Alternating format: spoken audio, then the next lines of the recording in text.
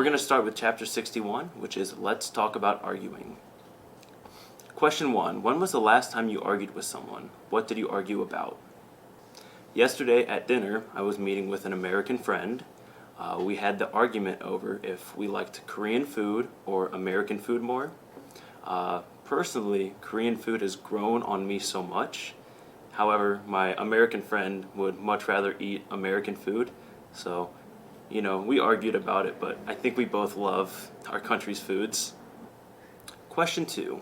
How do you avoid arguments? I avoid arguments with people by listening to the things they have to say and not escalating some situation. I think many arguments start because people are so passionate about their belief, but I think it's also very important to listen to other people's opinion because that is where arguments start. Question 3. What kind of arguments do you dislike? As an avid basketball fan, there are so many types of arguments over who is the best player of all time.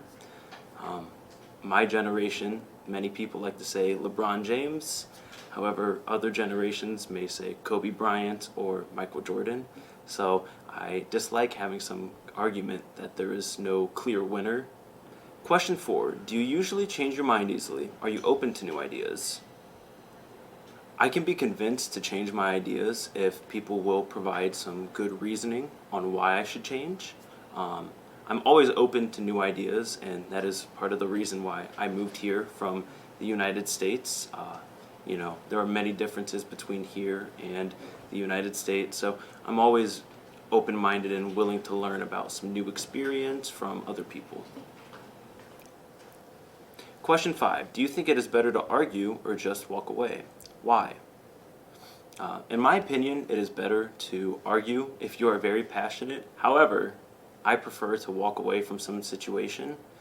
Many arguments can escalate and maybe ruin some relationship or cause some fights. So I think it is more worth it to walk away from some situation like that. Question 6. What kind of personality traits do you like? I like somebody who is very open-minded and who listens. I feel like that is the same way I am, and with those type of people, we are able to talk about many topics and never have any arguments or have any issues in the relationship. So that is my preferred type of people. Question 7. Do you think it's disrespectful to argue with your elders? As the world changes so much, there's often many things that our elders will not see eye to eye with us. I think it is important that we explain these things to them in a non-confrontational way. So this would be an example of helpful learning rather than starting some type of argument. Question 8. How do you feel when someone disagrees with everything you have to say? If someone has their personal reason of disagreeing with my opinion, that is perfectly fine, and there's no reason to argue with that. If somebody wants to hear my reasoning for some opinion, I'm always okay to explain it. However, if they disagree with me, that is their own choice and it does not bother me. Question 9. How can you grab someone's attention when you're making a point? What can you do to lose it? These days, I'm applying for many jobs, so one thing that you must know for some interview is how to grab someone's attention and keep it. So the things we talk about, especially in the US, are have a nice firm handshake with your interviewer, keep consistent eye contact, and have confidence in the things you are saying, and the person interviewing you will often pay more attention to you.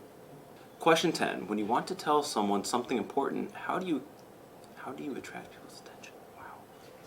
When I want to attract people's attention in some conversation, I always speak with confidence. In English, we have some saying, confidence is key. This means that as long as you are confident in the things you say and the things you do, people will naturally trust, believe, and be more attracted to the things you are doing.